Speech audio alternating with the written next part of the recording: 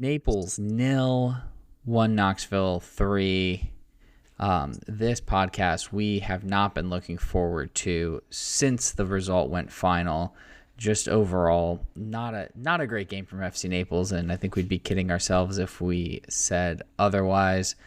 Paul, you got to take the game in on TV. Did you see anything different that I might have missed in the stadium? It was a one-sided game. We talked about it. You brought it up, what a loss would mean. And I was very much, we need to play how the game transpired, not the result. And really nothing to talk about in the positive column from this one. Yeah, a game that when I watched it back, I don't think it was as bad as I originally thought. We dominated the possession, but almost looked toothless going forward. Had a couple half chances, it looked like a couple headers that went wide, a couple of shots that we pushed wide of the net, but nothing really threatening. And those were kind of few and far between as well. And then they had, they were able to hit us on the break, and that's what we talked about. Was they like us like to hit teams on the break, and we saw our missed opportunity kind of early on Hmm. from a free kick, and it led straight to them scoring a goal. Um, just we talked about hopefully we could see a bounce back. I think we did kind of see some fight for the first 20 minutes. But then once we went 1-0 down, it looked like we were kind of out of it, and it looked like it was all Knoxville from that point on. Even though we continued to dominate the possession, we just couldn't do anything with the ball. Yeah, I think what was disappointing is we kind of were talking about the back line for Knoxville looking like they've given up a lot of goals. They were a team that I think we were both anticipating us to score, at least one, but I predicted three. Probably again a little optimistic, um, and we we didn't see that. We had some decent chances, um, and just disheartening because they put a lot of pressure on us early, but then the three goals were really just, I don't want to call them flukes, but they were just, they had small windows and they took advantage. Yeah, the first goal I thought was a case of what we've been talking about a lot on this show too, of our our fullbacks are getting further up the field to support the attack, which has been a good thing, right? Same with the center backs. I think they are much more attack minded players than we had last year with Evans and Dangler, which is good, but it kind of leaves us vulnerable then for those long passes. And we saw Madison score the same goal against us. We've been kind of vulnerable at the back in transition because these guys are getting so far forward, and we've seen a lot of great recovery runs from them too. But then with Kruchnikov, I think is how you say his name, he was just too much for us. And the two times he had those chances there in the 21st minute, and then after the start of the second half, he made us pay. And I think it seemed like it was really well coached from Knoxville. They knew exactly what they wanted to do with leaving him up there, and he was able to get in behind and just kind of have a run and get 1v1s versus Delgado. Yeah, and it's funny how we jokingly talked about it in that Miami beat down about the Bechstein offensive foul in the third minute that changed the whole game. But it's true. We had some chances in the first half where I think 18th minute ish, Bechstein had an opportunity. Goes down and ends up being a corner. But if he's able to bury that early, it's a different game. We were keeping them at bay. They had a lot of good chances early in the game, and we were able to parry them away. We were able to stay even, and then the first goal goes in. We have another chance late in the half, and just couldn't find the back of the net. I think that at any point in the first half, we found the back of the net, maybe it is a different result, and we're not feeling as bad as we do. Um, but it felt like the chances for us were there, and we weren't able to capitalize kind of the way we felt early in the year when we talked about a couple of the games where we had a lot of big chances and couldn't find the back of the net. It was kind of that same feeling that it was there, and we weren't able to capitalize. Yeah, I'm looking at after leaving this game, I'm glad we had those first couple games of the year because our two big questions coming into this season were who's going to score the goals and is the back line going to be as good as last year's back line? Are they going to be up for the task? And after watching this game, I would have been very nervous for the rest of the season because neither of those things seem to be true, right? We talked about Backstein's opportunity. It's a great recovery from the Knoxville defender because that ball was served on a platter to him. He looks like he's about to finish it, and that guy comes out of nowhere and deflects the shot wide, Mhm. puts it out for a corner. That kind of changed the game right there, and I think that was the best shot. I think Vereen had a shot that went wide late in the second half on his left foot that he just put wide, but nothing really else. I think we had a couple headers, but nothing really else threatening. And if that would have been the first game of the season, I think we would have jumped on here and said, okay, our concerns were right, that we don't seem like we can score, and our back line is not as good as last year's. Thankfully, we've been proven wrong, so hopefully we can figure something out or make some sort of adjustments, whether that be formation or tactics wise with different guys coming off the bench or something. But something's going to have to change because Knoxville, like you said, it looked too easy for them.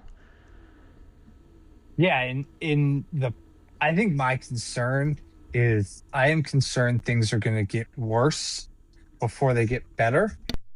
We did see this last year, and something tells me we're going to see this every year that we're doing this. Every year that FC Naples is around, we're going to see a stretch where we struggle, we don't look good. It's a long season. It's going to happen. The problem is you have to fly to Spokane now on a losing streak, and you got to follow that up with going to Boise. Who by the end of that match we could be out of a home playoff position. Spokane sitting, we're tied with Spokane on points. They got us on goal differential, and we're only 3 points clear of Boise, who's got 2 games in hand right now. So I think that those are going to be two teams that are really good, and we got to keep fighting and clawing and picking up points. And it goes back to that Corpus game where you walk away with 1 instead of 3. We talked about how big of a shift that was, and we're looking back now already thinking, man, it'd be really nice to be on 16 points instead of 14. But you can't go back, and I'm sure Poland's got something in the lab. The lads are cooking. I'm not worried for the season as a whole, but it, looking at this string of games, it's easy to be demoralized until you look at the competition we played. Yeah, you look back and it's a 7-1 week on aggregate with 2 games there. That's not good, and to lose 3-0 at home is never a good thing, especially coming off of the high from that Orlando City game. Everyone I think left there through the rain, disappointed, bad taste in their mouth. It's not fun to lose 3-0. The players, for what it's worth, did come over at the end. They were signing autographs. They were still supportive of the fans who stuck it out, but it's tough, right? And now we have to go play Spokane on Sunday. Like you said, Spokane is 4-0-0 at home. They've not lost at home. They've not drawn at home. They've won every single game they've played at home. And then Boise, who's only played 3 home games because they've just opened up their stadium, but they've won 2, drawn 1. They've looked really good at home too. So 2 really tough places to play. We're playing Boise on short rest. Got to fly across the country to Spokane. It's not going to be easy, and after a tough week, you hope that we can bounce back, but it's going to be a really, really big ask because these games are tough, and then you turn around after those two games, you come home and you have to play a championship side in Sporting Jacks back at home. So it's games are coming fast, and now we're And then playing some good teams. yeah, and if you want to look ahead, I mean, Westchester's been hot and cold, and they've done well every time they've come to town. And then you go on the road to Omaha, who's sitting second in the table. I mean, this is a really tough stretch of games that'll tell a lot about this team. Um, I'm not going to say that if we pick up X number of points, I'll be satisfied or anything. And I think the key for me and how I'm approaching this season is, especially early, is I'm not concerned about results, although we want to pick up points and win matches, pick up draws on the road. But how are we getting there? And how is the result coming to fruition? Because if we're playing well and you drop some points, you can move on from that. But a result like Saturday leaves you with more questions than you would like. Yeah, I think, and we said it in the preview show as well, where would we take a draw or maybe even a loss? I don't think we said a loss because we're very optimistic. Would you take a draw where we play well and we show a lot of fight? And I think we both said absolutely, especially coming off Mm-hmm. that 4-1 loss to Miami. That was pretty demoralizing. Let's show a bounce back. Let's show some fight. And I think we did see that for a little bit to start the game. But after the goal went in, it was pretty much all gone. And it just kind of looked like, and both teams kind of looked like that too, where there just wasn't a lot of pace. There wasn't a lot of, guys making runs off the ball after that first 20-ish minutes. The game just kind of seemed to slow down, and I don't know if that was Knoxville doing that or if that was us just tired having played Wednesday midweek in Miami or what was going on there, but it was tough. I'm starting to worry now that Orlando City game has had some sort of lasting effects because we haven't looked great since that game. And then we look at Orlando City, who's just been on a tear in the MLS since they came down here and beat us 1-0. So who knows what happened there? But it's Yeah, it's tough. yeah. If you were in the manager's position, what changes are you looking to make? What could be done in the short term to help us get off of this losing streak? I think I might change up the formation, and I know we hated it against Madison, kind of that 3-5-1 ish that we played. What was it? A three? That's nine. That's I think it nine. was a 3-2-3-1 almost. I think that's my 10, or yeah, my 10 field players. But we didn't like it at first. But I think that's maybe what we need, especially if we want to keep these guys. And I think Glasser and Cisneros getting forward is great and letting them come back and make these recovery runs. But if we're going to do that against a team like Knoxville, I think then we've got to play with 3 center backs and really reinforce that back line. The other thing that's kind of worried me, and it worried me, they didn't score from a direct header. I think the third goal, I still don't really know how it ended up in the net. It was a great save by Delgado, credit where it's due, but I don't know how we didn't clear that ball after that. Yeah. But I think the aerial stuff is something that is of concern too. We saw Miami beat us with headers, balls coming in high, and we can't seem to win headers. We need the midfield tracking back to help clear everything. So I don't know if Rose seems to be a bit of a bigger, like more classic center back, defensive minded. So maybe he can step in and take on that role. It almost looked like we went to 3 center backs there at the end. But yeah, I think that might be something. I don't know if that's the answer, but I wouldn't be opposed to seeing it again with the full starting 11 in there. Mhm.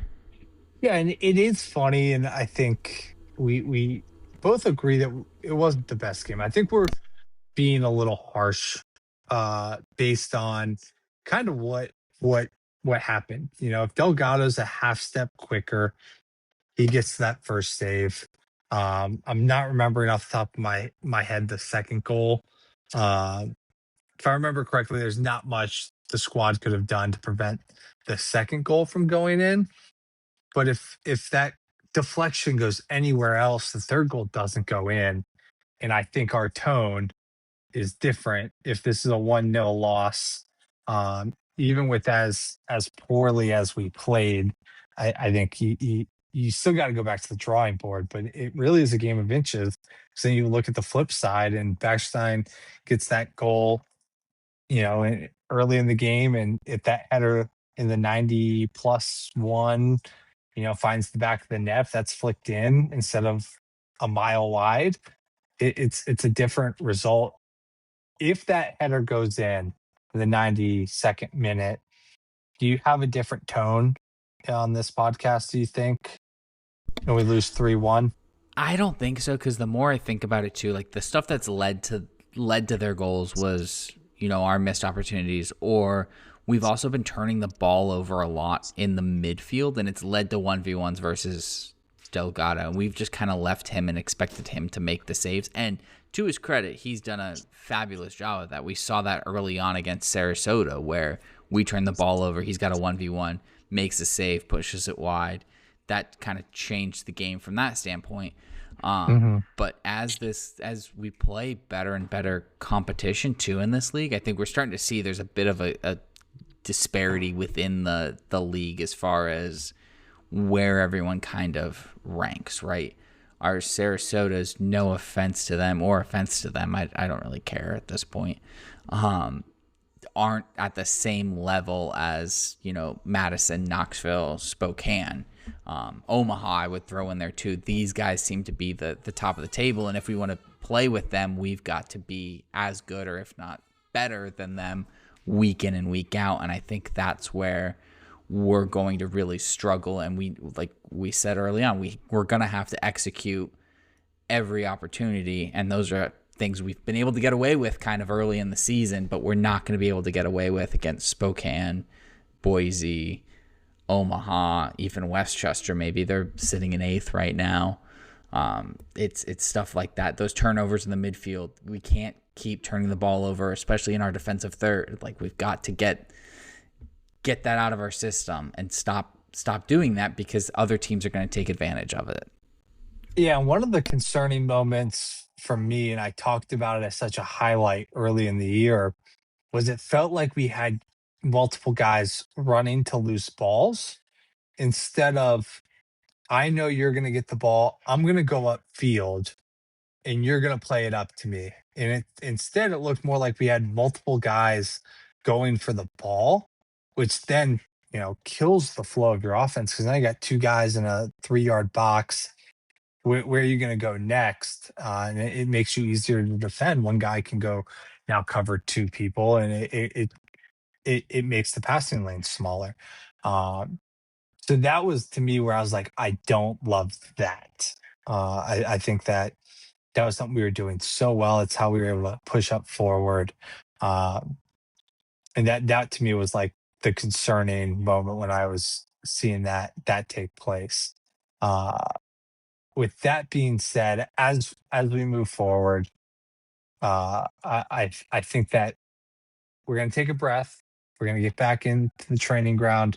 I think Coach Poland's going to know what to do moving forward. I don't think I'm not ringing the panic button just yet. I think I'm not hitting the panic button just yet.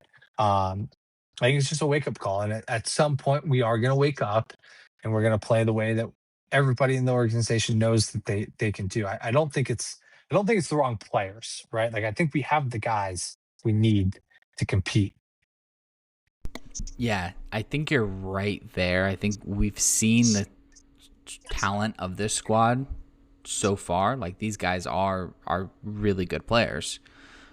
It's just something's got to change. We need that wake up call. They need that pinch, like you kind of were saying, to figure it out. Like on Saturday, where we did have multiple guys running to a bouncing ball down the turf, it's like, okay, we know better than that. But I think we're also kind of getting in our own head after losing 4-1. You drop points at Portland, which I thought was a good draw. I thought we played Yep. decently well, especially the second half, right? But then Hmm. we're down 2-0, and it kind of just seemed like we lost our heads. And Do you feel like there's a sense of hero ball being played that guys are trying to do it themselves? I don't know. Is that what you're like? Is that what you're picking up on? That I, everyone's trying to? as I'm thinking about it, that's kind of more the sense that I feel. It's guys trying to take on more than they can chew, and not trusting not trusting the teammates are going to be in the right place. We talked about how good O'Connor is at just putting the ball in a dangerous area, trusting that one of the guys is going to be there. I feel like we're not seeing that as much. And another thing to think about too is at this point, we've played 10, 11 games, something like that. Teams have the film on us. You can't keep doing the same set pieces. Like, you got to stay creative throughout the year. So I do feel like we have some tricks up the sleeve that you don't want to burn. You don't have to burn going too far into your bag of tricks this early in the year. It's funny that you mentioned that because I thought very similar. I posted on our match day vlog, which if you're not following us on social medias, especially Instagram, I'll do match day vlogs at Forza Naples Pod on Twitter and Instagram. But one of them was early on, they had like 6 or 7 guys almost in the 6 yard box to defend what they thought we were going to do, which was play low balls across the area and have someone run onto them, whether that be, it looked like we were targeting Backstein for most of the first half. And it worked. Like, they completely took any sort of attack we had out of the game, and they just kind of kept doing that. They were stacking the box. They weren't letting us, or we were able to cross it, but they were just able to clear it because they were outnumbering us. And I think your hero ball is, you've got something there, because then it seemed like we just kept trying to do the same thing. And we're both proud Nottingham Forest fans on this show, and it felt like it was a bit of the Sean Dyche, era of, we're going to keep trying it, keep trying it, keep trying it, even though it wasn't working. Maybe they'll give up, maybe they'll get tired, or I don't know if that was the mentality or if something different was going on there that we missed, but that is kind of what it felt like. And then you had guys trying to step up. I'm going to put the team on my back, and no one was really able to do that. We kind of lost our way. Yeah, and I am not a fan of the 40-yard crosses into heavily congested traffic. It feels like we've done that a lot this year. I'm fine if there's four guys, our two guys, their two guys. I'm going to play a 50-50 ball and hope my guy's better. I'm okay with that. But like you're saying, they're putting that many guys inside. I'm not a soccer expert. I don't know the answer, but I know what we're doing isn't working. And I don't like to be the guy to point out problems without a solution. But that's kind of what I'm doing now, in hoping either you, and specifically Coach Poland, have an answer for my question of why do we keep doing this? Yeah, we need almost like, I think Torres has been so good, and I think he's really having a breakout season, kind of playing in that defensive mid, like that center defensive midfielder role, sitting back there and really helping us to play out of the back and kind of bring the ball forward and then pinging out passes. But we need someone else like that on the attacking side. And we've kind of thought that could be O'Connor. We thought that could be Garcia. One of those guys, Macias, has been there, and I think that all these guys are more than capable of doing it, but we just need at least one of them to step up and do it on a consistent basis, because those guys, they didn't really seem to, like, I'm trying to think of any specific highlights from the game from any of them, and I can't really think of any. Yeah, We I, need these guys to step up week in and week out to keep picking up points and keep winning games. yeah. And I feel like we've got a squad full of, this is going to come out of my mouth really poorly, but we got a squad of number two. We got a squad of Robins that when they play together, they're unstoppable. And the problem is a lot of our guys aren't playing like that, and that's causing us to not have big chances. We're kind of just throwing stuff at the wall, hoping it sticks, instead of utilizing playing through each other, finding high danger chances, and then trying to capitalize. I think we're settling for low probability opportunities when we've proven a lot throughout the year that we can dominate the possession, and holding that possession up high. And like one of my favorite stats was talking about the Man City possession numbers in the percentage that they have against teams, but the majority of that's in their defensive half playing the ball back. And I hate that style, but there's something to be said about just keeping possession. The teams are going to look to counter against us, and I think that's our most vulnerable spot. And that works when we hold possession and capitalize on high danger opportunities, and not just say, oh, this is a 2080. I'm going to do it anyway, because that's when you get hit on that counter. Looking at the possession stats now, I just pulled them up again.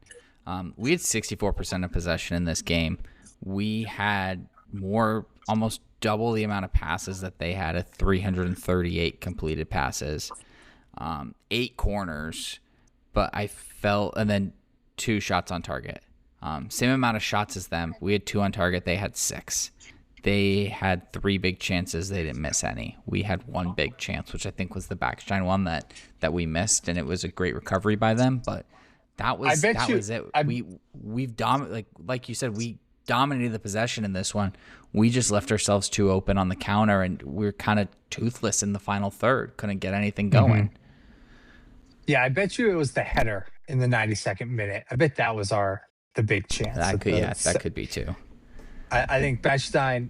I think the defense on Bechstein was good enough to discredit that. I feel like the missed header late in the game, and again, arbitrary at this point, but that one was kind of self-inflicted. Like, they didn't stop us, we just didn't finish. And that feels like the common problem is we don't finish at a high rate. And I'd be curious what our high chance per game is versus actual goals. I know you hate the expected goal stat, but something tells me we are way below the number on that. Yeah, I don't think our XG would have been very high on this one. And just some more fun stats. We had 4 crosses that we got credit for. They were accurate on 40% of their crosses. We were accurate on 11%. It's the more I look at it, the more I think I'm frustrated. And like you said, we've got to move on now. We need a bounce back. You asked me earlier, what do you want to see changed for this week with these 2 matches coming up? I don't think we're in the position where we need a drastic shakeup in the lineup. I think my suspicion is that we're going to sit back a little bit more. We're going to be a little less aggressive with those midfielders, which I don't hate trying that, especially being on the road against the Spokane team. Who, do you know what they did last week when they played Corpus? They drew, because Corpus Christi only draws the best teams in the league, which we called. So I think that's some free money that we're giving out if anyone is gambling on USL League One, which I don't think I would recommend, because it's I would not recommend that crazy, either. But I think that Spokane's going to be a tough game. They lost in the finals last year, so this is a good team. They seem to score at a relatively high clip. They're averaging, I want to say, 3 goals at home, 3 goals a game. They scored 3 in 3 of their 4 games at home. So they're a good team. And I think that this could be a game we look to counter, use our pace out wide. And I feel like that's what's been missing is pace down the wings. And if last year it worked when we called out Henderlong, I think it's time to call out Taylor Gray and expect a good game from him. I think he was brought on to be our best player and I don't feel like he's done that yet. Early in the year, he looked like he was on pace. Now I'm not getting that vibe from him. I don't even remember seeing him play in our last game. So Yeah, he's I been one that's been interesting because I think we said at the start of the year he looks like he's ahead of everyone else. Like he can play, and then he's kind of fallen out of the lineup. And I don't know if it's an injury or if something else is going on there. But he came on as a sub, 57th minute, I think, right after their second goal, Yep. in this past Saturday. But yeah, once he came on, we didn't really see much from him. So I'd love to see him kind of work his way back into the starting 11. And he's another one that I think could be kind of that Torres of the attacking side of the midfield and start picking out passes, or creating more opportunities on offense. But we'll see. You're right. Spokane's going to be really tough, and we'll be back to kind of preview that one later in this week, because that's a Sunday night kickoff, 6 p.m. our time, out in Spokane, Washington, and then we turn around and go to Boise. So 2 tough games. I am curious to see if we see any sort of squad rotation or any sort of significant subs. Like you said, I don't think we need it, but with these 2 tough games in the same week, maybe there is something there. But who knows? We're not the coaching staff, nor do I want that job. We're just kind of playing that Monday morning manager. Anything else to add, Paul, before we get? Well, I think we should end on a high note. Actually, I'm gonna backtrack, and we are we talk mostly FC Naples, but occasionally we do talk about our beloved other team, Nottingham Forest, and they beat Chelsea today 3-1. So that was I think the highlight after my Tampa Bay Lightning crashed out of the Stanley Cup playoffs on Sunday. Rough sports weekend for me, but turned it around today when Forest won 3-1. Yeah, that's a big win. The Blades move on to the next round in the Kelly Cup. Um, I think it's good that we're feeling this way. It shows that we're passionate, but total faith in this team, this squad, this coach, and I think brighter days are on the horizon. I think Sunday is going to be really tough, and I can't wait to break down the game and talk all about how we are going to walk away from Spokane with some points and continue on with this long journey that we have in front of us. Yeah, right on the better days on the horizon. I do also want to add it was sad, but also I enjoyed seeing people get upset on social media about the game because it means that this team has really developed a passionate fan base who is all in like us on this team. So while it was a sad result, and I wish it would have been the other way, kind of fun to see people start. I think, does that mean we're massive now? If people are complaining about us on social, if our fans are complaining about our performances on social media, does that mean we've officially made it as a big club? I think that means we're a big club, and it's good. The fans should be disappointed, um, but I guarantee, as disappointed as we are, the players and the coaching staff, they're all disappointed too. They're not having fun on this little skid, and it's unfortunate that we can't be there Sunday to boost them up and try to give them that extra boost. But you can support from your couch like I've been doing all year and watching on the uh, ESPN Plus and go from there. Yes, that's all we can do. I'm shocked that you're not willing to fly to Spokane, Washington, which I don't think is anywhere near San Francisco. But I do hear there's good ciders out in Spokane. Yeah, so it's probably the closest, believe it or not. It's probably closer than LA than AV Alta would be. Um, I think convincing the missus to go to Spokane on short notice would probably be a little challenging, especially for a Sunday game. We'd have to take Monday off of work. Um, but definitely looking forward to an away day at Boise next season.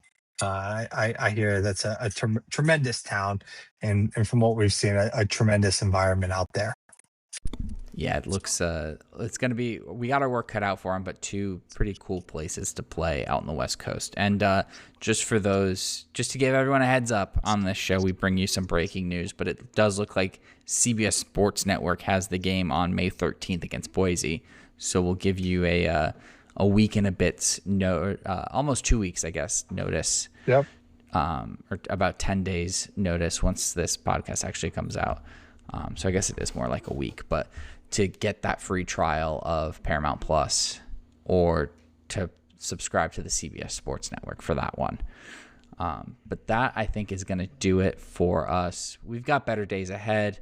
Hopefully we can pick up some more points and right the ship against Spokane and Boise. We'll be back later this week to preview Spokane and then break down that one next week and then look ahead to Boise. But thank you so much for listening. Be sure to follow the show and get in touch with us on social media at Forza Naples Pod on Instagram and Twitter. ForzaNaples239@gmail.com is how you can email us. Be sure to share the podcast with your friends, rate and review the podcast, and subscribe on your favorite podcasting network. Thank you so much for listening. Until next time, come on Naples.